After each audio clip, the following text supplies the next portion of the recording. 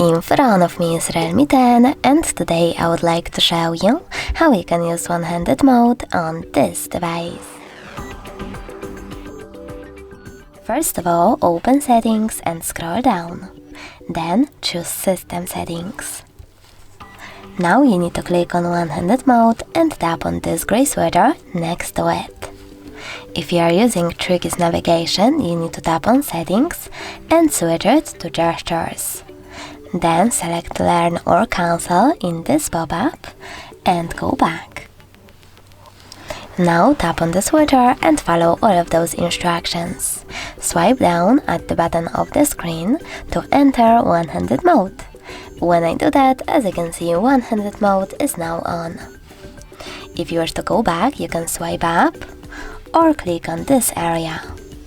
In order to disable one-handed mode, click on the same section and tap on the same No Blue sweater. In order to change your navigation, go back, choose System Navigation over here and tap on Buttons. Thanks so much for watching. If you enjoyed this video, leave a like, comment and subscribe. Bye!